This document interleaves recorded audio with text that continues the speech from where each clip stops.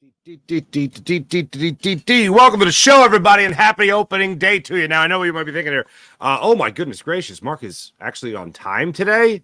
That is correct. I am actually live as well. I wasn't planning on being live today.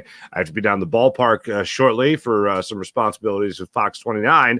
And I had a whole episode locked and ready to go, 1 hour, including our guest today, Jody McDonald, in that hour. And for whatever reason, no, it's not. Nothing's loading. Nothing's working. Everything's fried. Now, I was able to save the interview, so it's going to be an abridged show today. Quick introduction, Jody McDonald interview to get you ready for opening day, but a couple of things I wanted to run by you here. Here's what I got. 5 things that I'm looking at when it comes to the Philadelphia Phillies that have my concern going into the season. The number one thing, everything else here could be filed under simply tied for second. But there's 5 things in total, but there's one clear-cut thing that I'm worried about. It's Bryce Harper's back. Anytime any player has any issue with a back, I don't care if it's spring training, middle of the season, whatever it is, I get nervous about a back injury. It scares the hell out of me. You don't have to be an athlete. Anyone who's ever had a back issue understands that when it comes to a back issue, it's a very fickle thing. It comes, it goes, it comes and stays for a very long time, and then maybe it goes away and gives you a glimmer of hope, and then it comes back. So if he could get through the first month of the season without any issues, I will put this concern aside, but it is my number one concern going into the season. After that, will this team avoid the slow start? You look at the way last season went down. Entering June 3rd last year, they had just come off that series against the Mets where they got swept out of Flushing, New York. They went into D.C. Zach Wheeler got rocked, but at least the bats looked like they were coming alive a little bit. Kyle Schwarber returned to the top of the order. And the next thing you know, the Phillies ran off 23 wins in their next 30 games. 23 victories in their next 30 games. That was after being down 25-32 on the season. 7 games under 500. So all of a sudden being a team that wins 23 of 30, not too shabby to post a 23-7 record. That's another thing I'm concerned about, though, is whether or not they can get off to that decent start, unlike last year and the year before. Aaron Nola's trend continue. This should be an easy bet here. Aaron Nola over the last 4 seasons, 3 ERA, 4 ERA, 3 ERA, 4 ERA. So this year, 3 ERA? Do we get back to that area right there? I certainly hope so. So that's one of the things I'm going to be looking at and I'm concerned about because if he can continue to at least ride that, it shows that he's trending in the right direction, at least for this year. Strikeouts, I would hope would be up. 235 is the most he's ever gotten in the season. Would love to see him get to that number again. And, of course, hit that. I don't think that's fair. An ERA in the 3s. I know he's getting ace stuff. He's getting ace money out of all of it. But when you really break it down, you really look at it, you hope that he gets back into that range of at least the 3 ERA and out of the 4s. Bowman Castellanos. Another year from Castellanos where he hits over 25 home runs, maybe even gets to 30. He hit 29 last year. Alec Bowman, the thing we asked for him going into last season was show us some pop, show us some power. He had 20 home runs. Of course, he hit his 20th home run of the season in game number 162 of the season, but still he showed you that he could hit with a little bit of pop, and he got to 20 home runs on the season. So I want to see him now build on that. Can he get to 25? Can he get to 30? Can you have 2 guys, your third baseman and your right fielder, get you 25 to 30 home runs this season? Would love to see that. And it is a concern because I know you have Schwarber. I know you have Harper, but the Harper concern, you want to make sure that you have pop elsewhere in the lineup. Last but not least, Rob Thompson. Rob Thompson has to win over some Phillies fans after the way last season ended with the way he managed the bullpen. And for me, the number one thing, and I said it at the time, I go with Christopher Sanchez. If you're going to start Christopher Sanchez against the Diamondbacks in the playoffs, you start Christopher Sanchez. You don't use him essentially as an opener the way he did. And when he pulled Christopher Sanchez, when he did, I said, yeah, this guarantees you get Craig Kimbrell again in the 7th, 8th, or God forbid, the 9th inning. That's one of the things I'll be looking at with Rob Thompson, hopefully winning some Phillies fans back. Honorable mention, not so much a concern, but very curious how Whit Merrifield does fit into left field, second base, possibly third base, possibly first base. 111 games Whit Merrifield has played in his career. 15 of them, he's logged time at first base. So it's not exactly an everyday first baseman situation there with Whit Merrifield. And then the bullpen. Is the bullpen really that good? The best bullpen in baseball?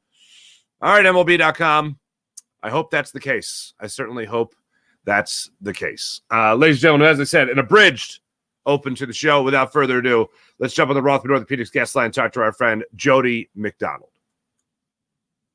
You know this man. You love this man. His name is Jody McDonald. Jody Aloysius McDonald. What's going on, sir? How are you? Very good. It's almost opening day. Far as how bad can we be? Exactly. Okay. No. I just want to say this. You are such a crafty veteran of the broadcast world, whether digital or linear, that you, to me, before I hit record on this very interview, you teased an answer to a question I haven't even asked you yet. And that's what makes you amazing. Exactly. And old. But thank you for reminding me of that. No, come on. Crafty lefty? I don't know. Anyway. I'm righty. What do you mean? I'm not, what do you call crafty? BS righty is what I am. Yes. All right. But first and foremost here, I want to just talk to you about this because this is the only thing that I see could possibly, from this standpoint right now and what we know, the only thing that I think can really derail this Phillies season, okay, is Bryce Harper's back. It's the only thing that really concerns me about this year being as good as I am thinking it's going to be. What is your level of concern when it comes to the two-time MVP's back? I think you're right. It's a legit concern. Okay. I don't want it to be the fact, but if you're being honest, he's playing a new position. I know he played it for a little bit last year, but he didn't get fully fledged in as a first baseman. Now he's been doing it since spring camp opened up, and sure enough, he's got a back issue. And I don't know, maybe he reached for the soap wrong in the shower. I don't know how he hurt his back, but it is something you have to monitor. And the fact that he missed an entire week, and oh, by the way, and I know you can't put a ton in the spring training numbers, but you shouldn't just disregard them and throw them out like the baby with the bathwater. He hit no home runs. He hit very few fly balls. All he did was kind of hit the ball hard on the ground. And I don't know if that's because of his back. Don't go if he's worried about it, and doesn't even consider his spring training stat. Not great coming into spring. Now, if he goes out and hits 2 home runs tomorrow, feel free to poke me in the eye for even bringing it up. But yeah, I do think that it's something that needs to be monitored, that if Bryce's back ain't right, the Phillies ain't right. Mm-hmm. Okay. All right. So we're on the same page as far as that goes. Now, I want to shift into something immediately optimistic. And I think the answer to this question is going to be yes from you. I still get it. Baseball is my first love. That it always, that's never going to change. You can't change that history, right? It's what made me get into sports, So when you look at opening day, at the time we air this, it is opening day. And I am as excited right now, and I know I'll be even more excited on opening day itself. For a man who has been around the game for as long as you have, a man who's covered the game, talked about the game, do you still get a little excitement out of the words opening day? Absolutely. It's my favorite sport. I've been talking about it, following it, going to games for 50 plus years. So yes, I still get jacked up for opening day. One of my favorite words, which always I used to laugh at, the bunting, which is the fancy decorations they put down to the. It's kind of a flag. It's a decoration. It's all. But when the bunting is out, and they save the bunting for like the playoffs and the World Series too. When there's bunting in the stadium, you know how big a game it is. Guess what? There'll be no bunting in the stadium Saturday for Game 2 between the Braves and the Phillies. So yes, it is different. It is special, and I get pumped up for it. Wow, the bunting. Yeah, they're draping that bunting over the walls and all that. Oh, it's special when you see the bunting. All right, so we talked about when it comes to Bryce Harper's back and all that stuff. Realistically, though, with a full season under his belt after this year, spring training, the games he played for the last couple of months of the season last year when he came back, what are your expectations when it does come to Bryce Harper and the season he could have? Bryce could win the MVP in the National League if he is healthy. If the back is no issue, remember last year he came back much earlier than anybody thought he was from Tommy John, and everybody applauded him for being such a gamer and such a tough guy. And well, they should have. He won Bryce Harper when he came back. He wasn't hitting any home runs. He was still building up. Didn't have a spring training. Took him some time. Oh, he became Bryce Harper the last 6 weeks of the season into the postseason, clutch home runs, the type of player we know he can be. You're hoping you get that for 150 plus games from him this year. If you do, he is a very legitimate MVP candidate in the National League. Okay, fair enough. All right, now the Phillies unfortunately missed out on the Jordan Montgomery sweepstakes, 1 year, $25 million. But I will say, you got two guys at the front end of this rotation, and a guy that is looking to prove himself again in Ranger Suarez to show you that he can do this on the regular, be a solid starter in the rotation, if not even better than that. What are your expectations when it comes to this rotation, as is Taijuan Walker still a question mark with his injury? Save this tape, which you always do on YouTube, but I think Ranger Suarez will be better this year than Jordan Montgomery. Got a lot of calls of, Middleton isn't really all in. He's 3/4 in. He should have spent for Montgomery. And Montgomery would have been their fourth starter. He would be behind, for me, Wheeler, Nola, and Ranger. So you're paying $25 million for your fourth starter? Really? You expect John Middleton to do that as well? I think Philly rotation will be fine. Spencer Turnbull will take a couple of turns in the rotation till Walker's ready, or he may pitch well enough that they go, yeah, we got to figure something else out because we don't want to take him out of the rotation. I really like the Phillies rotation. I think it is one of the top 2 or 3 rotations in all of baseball, and people that are sweating it because they didn't get Jordan Montgomery are just panic-stricken Philly fans. Fair enough. We just won everything is what we want. We missed out on Blake Snell, so we thought we'd get somebody else. We'll get to Whit Merrifield in a minute, but man, he gives you a lot of options there in the corner outfield spot and second base as well. But this is, you mentioned the arms that are in the rotation. How about the arms in the bullpen? This is from MLB.com, who have ranked the Philadelphia Phillies as the best bullpen in baseball. Not the NL East, not the National League, in all of baseball. This is a projected WAR of 4.8. Jody McDonald, you see the names on this list right here with Jose Alvarado, Jeff Hoffman. Is MLB.com crazy? Are they trolling us? Was it written by a Mets fan, a Braves fan? Who is doing this, and should we believe it? It was one of their top writers at MLB.com, and they're not trolling anybody. They're just giving you their opinion and or facts. I think WAR can be a little overrated, but I really like the Phillies bullpen. And naysayers will go, yeah, but you don't have a designated closer. Somebody's going to become the closer. Rob Thompson may never call him the closer, same as Craig Kimball last year. He was never the closer. Oh, except he saved most of the games for the Phillies. So there's naming rights, and then there's actual things that they'll spread the wealth around. If one guy, if Alvarado, closes their first 3 potential wins, it's great, and they never move off him, he'll become the closer, even though Rob Thompson won't call him that. If not, it'll be different individuals, setups against a specific team, matchups, and the like. They've got enough depth there that they're fine. I have no worries about the Philly bullpen. I've kind of said all spring, the guy I'd like to be the closer, I think really should be the closer, might be best suited for it, it's Matt Strahm. I think they're handicapping Strahm because he does other things. Oh, you need that fill-in starter. Guy comes in with a stomach bug. I need 3 innings out of a guy coming. Oh, Matt Strahm will give us 3 innings. Or specific left-handed matchups. You got Alvarado, but Strahm's good against lefties as well. He can go on multiple days, an inning plus. Because he's so good and so versatile, I think they want to keep him in that role.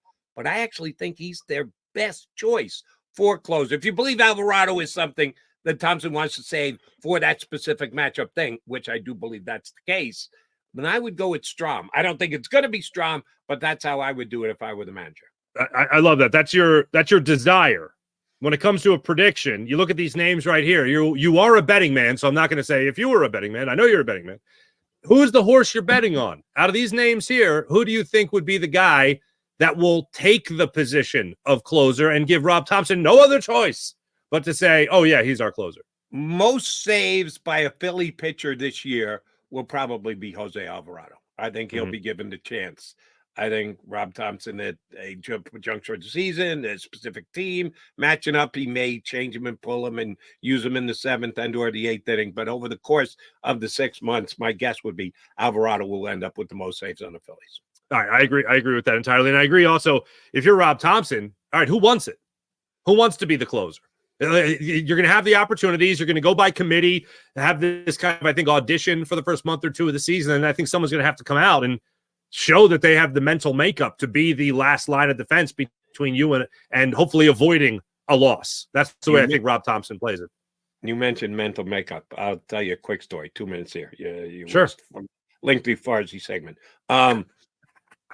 I've always believed forever, and this goes back to when I was just a kid and the way baseball used to be managed for relievers. Here's your job. When the manager calls you out of the pen, he hands you the ball and says, get 3 outs. Get 3 goddamn outs. It doesn't matter if it's the 6th inning, the 7th inning, the 8th inning. Here's your job. Get 3 outs. And I worked on Sirius XM's MLB Network Radio for years. They teamed me with Brad Lidge, Rob Dibble, Gene Nelson, Mike Stanton, a whole bunch of Major League Baseball relievers. I did a whole bunch of shows. I've always asked about, Jody, you don't understand. You need to know. You have to have your role. You have to be mentally prepared. And I always thought that was BS forever. And then they just kept beating me down with it, beat me down with it, beat me down with it. And I said, all right, maybe there's something to it. They did it. I didn't. I'm just watching from the sidelines. Maybe there really is a mental preparation you have to go through, and the pressure is different and everything else. No sooner do I say, all right, I believe you guys. Now we're back to just, hey, your role is what the manager says it is. If he tells you the 7th inning is the most important inning, you got to come in the 7th inning, and you got to be ready to come in the 7th inning. So baseball has done the full 180 thing, and I think Rob Thompson's got a pretty good grasp on it. I have utmost confidence in him handling this bullpen coming into this year. Okay. All right. I think a lot of Phillies fans are a little nervous with Rob Thompson handling the bullpen after the way the season ended last year. Granted, if they hit the ball, they wouldn't be as worried about the bullpen. So you know what? And I love Rob Thompson. I've been saying this since the day he got the job. Where he made the mistake last year in the postseason, more so than Kimbrel, because everybody points to Kimbrel. He mishandled Sanchez in the game that he started. Totally agree. Sanchez was going through that lineup once, and then maybe the top guy, the second guy, boom. There was no way he was going to pitch more to 11 guys. So once you do that, once you make that mind up before the game starts, now you know you got to use the whole bullpen. Mm-hmm. So he did, and then you get to the end, and all you got left is Kimbrel. Oh, I guess I got to put Kimbrel in, and Kimbrel wasn't up to it. It wasn't – Kimbrel wasn't good, and he deserves the grief that he takes for not pitching well. But that wasn't Rob's big mistake putting Kimbrel in. It was starting the game with a guy that you weren't going to give a chance. And he was pitching well. It wasn't like, oh, my God, he gave up 3 runs in the inning and a third. Did he pitch? No, he was pitching well. And they pulled him anyway, and it was the domino effect. So, yeah. Totally agree. Gave my guy Rob Thompson a hard time for that. And I guess I'm going to continue to have to. when they pulled him, I went, oh, this guarantees Kimbrel's in the 7th or 8th inning. Guarantees. You had a starter play the role of an opener and not actually give – like, technically it was a start, but he played the role of an opener in that game, and I was anti-opener in that game. So was I. All right, Whit Merrifield. I love the signing. I absolutely love it. The adjustments you can make now with him as part of your roster, whether it's the infield, whether it's the outfield, whether Rojas is not hitting a lick, if Rojas is struggling anywhere, Marsh goes back to center, Merrifield in left, or you could put, Schwarber out there. There's a whole other thing there. How impactful do you think Whit Merrifield's season will be for this Phillies upcoming year? I think Whit Merrifield will hit well for the Phillies. And when he gets his starts, I think he'll deliver. And there will be no drop-off because you're putting in a quote-unquote bench player. I think he'll be perfectly fine. Here's my only reservation with Whit Merrifield. He's a second baseman, and he's a left fielder. They say they may play him in right. He doesn't really have an arm for right. They say they may play him at first. Yeah, kind of like throwing Bryce Harper into the deep end of the pool last year at first. And last year, remember, we were comparing Bryce to Reese, who wasn't a very good fielding first baseman. So Bryce looked real good over there. Now we'll be comparing Merrifield to Bryce, who is an improvement. So I don't know if he can actually play first. And I don't think he's a third baseman a little bit. And they're going to probably play him at third because they said they will. And he's played it sparingly in his career. I'm worried about overuse positionally. Because how many games is he going to get at second? You're not going to take Stott off the field. Stott's going to play $150. So his best position is second base. Oops, you got a second baseman that plays almost every single day. It'll be left field more than anything else. If you try and get cute and use him at positions that he's not really used to playing, there may be a defensive price to pay. So there's another question for Rob Thompson. How are you going to get Whit Merrifield into the lineup and have him at a position that he can play defensively? I don't know the answer. I hope Rob Thompson does. No, I'm with you there. Nick Castellanos, not exactly the greatest ending to a season that we have seen, especially with the way that he, didn't hit the ball in the NLCS last year against the Diamondbacks. Fair expectations for Nick Castellanos, a guy that I think has gone under the radar since the end of last season, with the focus being on Whit Merrifield, focus being on Bryce Harper, and obviously the focus being on the rotation. What are you thinking as far as Nick Castellanos goes for the upcoming season? He should hit 30 home runs. He's going to hit 25. He should hit 30, and he should drive in 100 because he's going to end. Rob Thompson, to his credit, was flexible with the lineup last year, except for Schwarber at the top, which I completely sign on because they win when Schwarber hits leadoff. And you can talk about clogging a base pass and this, that, and the other thing. It's 198 batting up, except they win when they put him up at number one. So why would you change that? He's going to have guys on in front of him. He's going to be somewhere in the middle of the lineup. There's a good chance that he's going to bat behind Bryce. If Bryce hits third, he's going to hit fourth.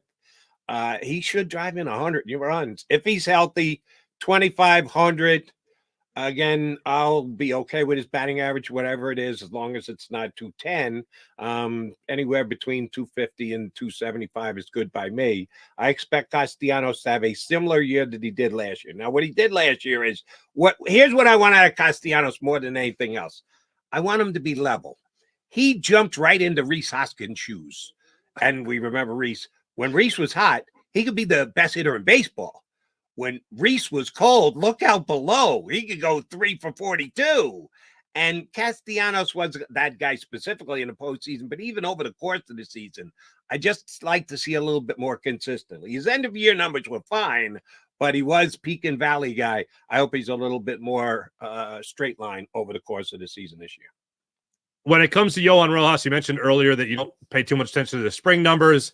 Obviously not great for him. Will Johan Rojas be in a sink or swim moment for the Phillies where they just put him out there for 162 and they say, good luck, fella, whatever you hit, or will they try to reset hit the reset button with him where they send him down to the minors again? I'm glad that he made the team out of spring training despite his pretty poor spring numbers. And they explained it as they're asking him to be a different player, to be more selective at the plate, to take more pitches over the course of spring training. They said they actually saw improvement in that, and they changed his stance. They're trying to get him to use his bottom half more, to use his legs to drive the ball because he's a pretty much straight up and down hitter, and he doesn't have that kind of pop to be able to hit home runs. So they're working in season on his game, and they know it's going to take some time, and that's why even though he hit below the Mendoza line, he's coming north. I love the talent. I want him out there every single day in center field. 2 different people in the course of a week called him the next Andrew Jones on one of my shows, one of which was Ruben Amaro, who knows a little something about evaluating talent.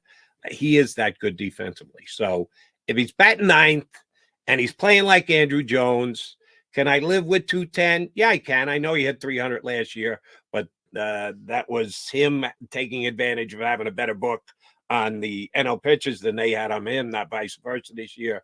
I hope the kid plays 150 games in center field. I'm not sure that's going to be the case. If he's struggling and if he's not making Andrew Jones-like plays in center field, I guarantee you they're sending him down if he's hitting $185 and not being Andrew Jones. Mm-hmm. I hope that's not the case. I would bet that's not the case. I think he's going to be the center field, almost everyday center fielder for the Phillies all year.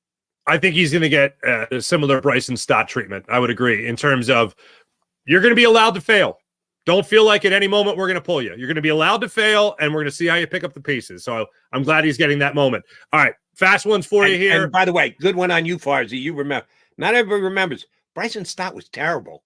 Yeah. His first month and a half in the bigs, he was terrible. But they were committed to playing with him, and they stuck with him. And, yeah, I hope it's the exact same thing for Rojas. All right, you and I are on the same page there as well. All right, when it comes to a couple of things, including 3 questions I'm going to get to you in rapid fire here. It's what you teased to me before I hit record on the interview here. All right. First thing here is win total. What are you looking at right now for the Phillies? 93, 94, 95. Not 100. Right. Some people are picking them to beat the Braves, and I think the Braves are going to win 100, so I'm not picking the Phillies to win the division. But the under-over is anywhere between 89.5 and 90.5. So I would say over. I think they're going to be over. Like with most of these bets, you got to wait till the last weekend of the season to figure out if you're actually going to win it. I think it will be that close, but I would take the over on the Phillies. Okay, I'm at 95. I am at 95, and I don't think that's but here's the thing. I'm also with you. I don't think they win the division. I think they lose again to the Braves. And as we have learned by watching baseball, it doesn't matter. Nope. It doesn't matter. Nope. Just be the hot team. Be the hot team at the end of the year. That's all that really matters. All right. So we have those two questions answered. All right. Let's get to your teases here. You asked. You said you have some interesting bets here when it comes to the Cy Young Award winner, the Rookie of the Year, and the NL MVP.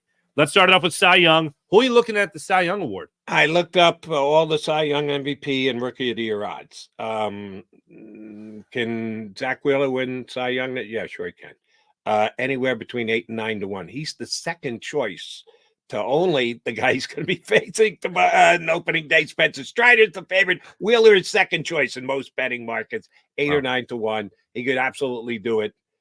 Not quite enough value for me. Instead, Aaron Nola. I bet Aaron Nola at 25 to 1.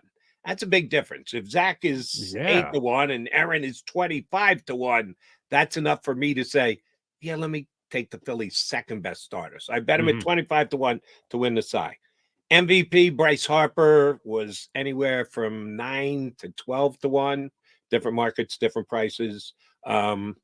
I have that same slight concern about the back that you had, whatever. So if the Phillies going to win, you just said, Jody, even money, what Philly is most likely going to win the MVP? Bryce Harper. But the value just isn't there. Trey Turner, 22 to 1. Woo-hoo-hoo-hoo. I like that. That's just good value. He would be the second choice on the Phillies for me. I bet him at 22 to 1. And Rookie of the Year, I was planning on betting more, but because of circumstances, I bet less. But I bet it just the same because I wanted to bet it. Rookie of the Year in the National League. The Phillies only have one guy you can even think about because Rojas got 140 some odd at-bats. And once you get 130, you are no longer a rookie. So his rookie year was last year. He's not in the mix. Oren Kirkering, 75 to 1 to win Rookie of the Year in the National League. He's starting the season on the IL, but it's not like he threw out his elbow or popped his shoulder, whatever. He's been sick. He got some kind of flu that went through the entire Philly clubhouse, which they said was not COVID. It was just flu. So he didn't build up yet. He didn't get enough innings in yet, but it isn't an injury where you go, oh, shoot, he's going to get gone for months. Now you got to take a little bit more Pepto-Bismol and he'll get up to speed. He'll get back out there. So I bet the Phillies Rookie of the Year, Oren Kirkering, 75 to. I just threw a couple bucks on it, but what the hell? I probably threw it away, but I threw more away at the track yesterday. So what? So what? Oren Kirkering doesn't win Rookie of the Year. Yeah, I didn't hit yesterday's late double at Parks either. Yeah, it's in perspective is what it is. If you lost more at the track, then forget about it. Yeah, I did. Jody McDonald, Birds 365. Make sure you guys are watching him and our other friend Johnny Mac and Jody Mac, of course. John McMullen on Birds 365 on the Jacob Media Sports Channel as well, and WIP, all that stuff as well. Jody, always great catching up with you, brother. I thank you for taking some time out of your day to talk some baseball with me. Farzi, enjoy the bunting on opening day. At the time this airs, I will be at the ballpark. I'll try to take a selfie for you next to the bunting. Jody McDonald joining us there on the Rothman Orthopedics guest line. You're the man. Thank you, brother.